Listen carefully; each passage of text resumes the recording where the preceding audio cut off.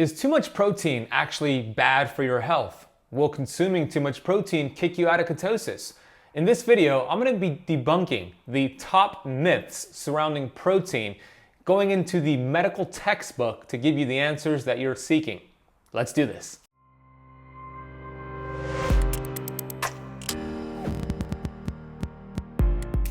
Hey Keto Camper, Ben Azadi here, best-selling author of 3 books, founder of Keto Camp, where at Keto Camp we're on a mission to educate and to inspire 1 billion people. There are a lot of myths surrounding protein. How much is too much? Is too much going to knock you out of ketosis? Is it going to cause kidney stones and gout? Is it going to wreck your health? Well, let's find out. So 5 reasons why protein is better. Number 1, protein can't make you fat. That's right.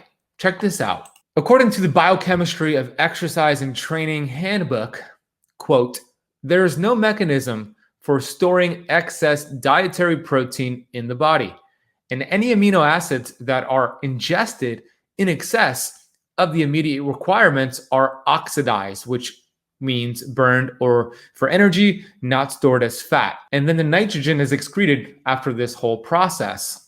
Athletes and their trainers already know this and consequently are told to eat lots of protein because of this known mechanism. So regardless of what you have been told, protein can't be stored in the body or turned into fat.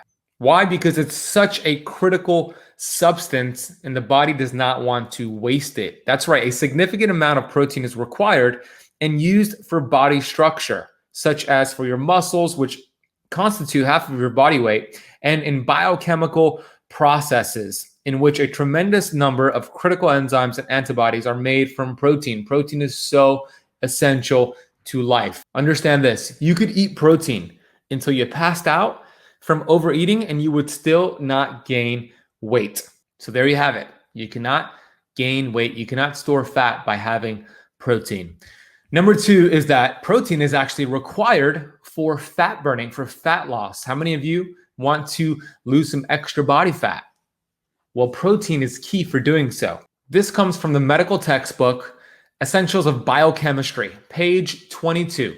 Carnitine, an amino acid from protein, is essential for fat burning. A deficiency in protein automatically means a deficiency in fat burning capability. So Keto Camper, if you want to burn some fat, increase your quality protein. Number 3 reason why I believe you should be increasing your protein. I believe you should increase it also because it helps you feel full and satiated. This works in several ways. Number 1, it prevents you from snacking in between meals. It'll help you do longer fasts, get more autophagy, more fat loss, but also it activates cholecystokinin, leptin, glucagon-like peptide, and peptide YY. These are chemicals, neurotransmitters, hormones in the body that are activated when you eat protein. Think about when you have eaten a full steak like this lady right here. After you eat a 16-ounce, 20-ounce steak, if you've ever done that, there is no room for more protein. Your body is full because it has activated all of these satiety hormones. You don't get this with carbohydrates, by the way. You get this with quality protein. The number 4 reason why I believe you should be increasing your protein is that protein repairs tissues. And when I talk about tissues, we have all different sorts of tissues in the body. We have cartilage, connective, muscle, epithelial, blood, bone, nervous, and adipose tissue. Vitamins, get this, vitamins without protein are insufficient to repair damaged tissue. So if you're taking your supplements, your high quality supplements, and you're rotating it and you're doing the way that I'm teaching you how to take your supplements, but you're lacking in protein, it'll be hard for your body to do the repairing and the healing that it needs to do without enough quality protein. Every one of our 70 to 100 trillion cells in the body has a cell membrane, right? This is the lipid bilayer, which is the bodyguard of the cell. And that's about 50% protein. Over half of your body weight is protein. So contrary to popular opinion, we need lots of protein in our diets. Number 5 reason why I believe you should be increasing your protein is that protein from meat stops bone fracture. This study from Prevention in October 1998, page 143, said they did a study of 30 2,000 women, and it showed that women eating the most meat were 68% less likely to break a hip. Protein helps bones heal 50% faster too. This is important as you grow older. So any of you keto campers watching over the age of 50 here, this is important for you. Anybody who has gone through a surgery or an injury or some sort of rupture or sprain or tear, in order for the bones to heal, high quality protein accelerates that process. Okay, now that you understand why more protein is better, let's get into the debunking of protein and let's find out if having too much will actually kick you out of ketosis. I know what you're thinking, but there's so many myths out there surrounding protein. Let's debunk the top protein myths out there, shall we? Doesn't your brain and body need glucose to function? And you got zero carbohydrates. How will your brain function? Well, here's the deal. The body's very smart, sophisticated. It's the world's greatest healer. You have the innate intelligence within the body. Your body could take protein and fat and actually convert that to glucose to give the brain and the body the proper amount of glucose that it needs. It could use amino acids and carnitine. It could use different things inside the body and create glucose via gluconeogenesis. That's the creation of glucose. So yes, the brain does need a certain amount of glucose, but that glucose does not need to come in the form of eating the carbohydrates. Your body can manufacture it from protein and fat. Super cool. What about heart attacks? Will increasing your protein and fat put you at risk for heart disease?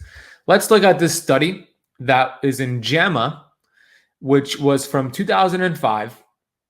Effects of protein, monounsaturated fat, and carbohydrate intake on blood pressure and serum lipids. So lipids is your cholesterol, a cholesterol panel. Lipids means fats.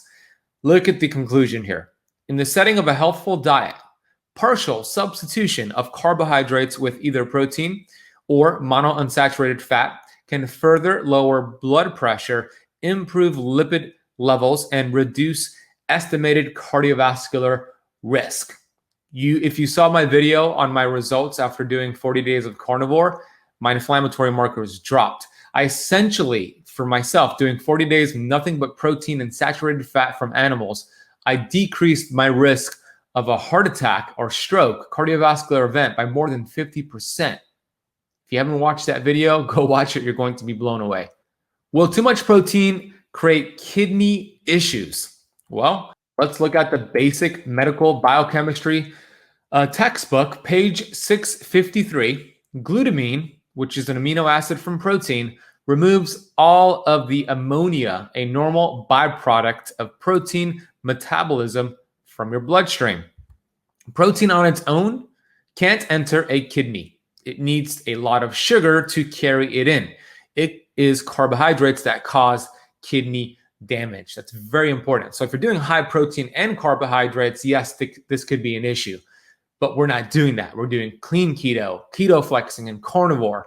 So this is a non-issue in this case. And you can learn more about this, page 174 of the 24-hour diet by Professor Brian Peskin, who's an MIT researcher. Here's a great question. I know you're asking and you're thinking about this. Will too much protein knock you out of ketosis? Well, let's see. According to Dr. Gabrielle Lyon, who's a leader in protein research, she says for every 100 grams of dietary protein, the body will generate about 60 grams of carbohydrates via gluconeogenesis. Well, if that's true, I'm not even 100% sure if that is the case in most people, but let's say it is. If that's true and you're increasing protein and now you're converting 60% or so to carbohydrates, glucose in the body, will that kick you out of ketosis? Not necessarily so. Here's why. The extra glucose that is created through this process will not kick you out of ketosis for most people. It will actually refill your muscle and liver glycogen stores. So if you are doing keto, doing carnivore, and you have extra protein and some of that, 60% or so, is converted to glucose, you have a lot of room and flexibility here to start refilling and replenishing your muscle stores. Your muscle could store about 2,000 calories of glycogen, which think of glycogen as your sugar reserves. So you have a lot of room to work with here. Also, if you eat enough fat, which I hope you're doing, we want about a 2-to-1 ratio of fat to protein. If you're eating plenty of healthy fat in combination with increasing your protein, your body will burn the fat. The moment your fat calories get low enough, then the body might switch to running on glucose again, which can knock you out of ketosis. So that's a little caveat for you. Keep the fats high. We want about a 2-to-1 ratio of fat to protein. And stay away, you can see a note there in the bottom, stay away from branched chain amino acids like leucine specifically. Could raise insulin enough to maybe knock you out of ketosis. So as long as you're not taking branched chain amino acids, you're not taking a lot of leucine, and you're eating plenty of fat, your body could handle the excess protein and you're going to feel good, and it will not knock you out of ketosis. Will protein remove calcium from the bone? We have some doctors and nutritionists and dietitians who speak this language. Here is from the Guyton and Hall textbook of medical physiology, which says, quote, protein functions in these cells to transport calcium into the cell cytoplasm. The rate of calcium absorption seems to be directly proportional to the quantity of this calcium binding protein. The body's very smart. We were designed, and God didn't make a mistake with us, so the body could deal with the protein. The body is designed to have protein. Protein is the building blocks of our cells. So why would having more protein be an issue with taking calcium from your bone? As you can see in this process, the body handles it pretty damn well. Does a high protein diet cause gout flare-ups? This is a common concern because people have been regurgitating that a high protein diet creates uric acid levels, which creates gout flare-ups. Gout is not fun. So here is the root cause of gout. Inflammation is. What causes inflammation? Here are the top offenders. Fructose and sucrose, so high sugar diets. Alcohol, vegetable oils, sugars and grains, and even tap water. Not, as you can see here, what's not listed is quality protein and fats. In fact, eating quality proteins and fats will reduce your inflammation and reduce gout flare-ups. What about this one? Does eating meat cause cancer? Red meat causes cancer. Red meat causes cancer. Does it? Well, let's look at the research. The risk of cancer and other disorders linked to meat is not with the meat itself. Rather, it's from the hormones, the pesticides, and other additives associated with the meats. This means we want quality, grass-fed, grass-finished, organic cuts of meat, which will reduce your risk of heart disease. It's the non-organic meats and proteins that have been pumped full of pesticides and herbicides and hormones that could cause a problem. But let's check out some studies here. Medical News Today, 2007 study. Recent studies published in the Journal of Cancer Science have disproved the myth that consumption of red meat increases colorectal cancer. This 2007 study said intake of beef and pork, even processed meat, total fat, saturated fat, or N6 PUFA, which is parent omega-6 fats, showed no clear associations with overall or subsite-specific risk of colorectal cancer. Our findings do not support the hypothesis means guess, that consumption of red meat increases colorectal cancer risk. There you go. You understand why protein is important. If you want to learn more about how to do keto the right way, I have a 10-part series that's going to teach you how to do it at the cellular level so you can reduce inflammation. And guess what happens when you do that? You burn fat, you have better energy levels, your skin improves, and you just feel like a keto rock star.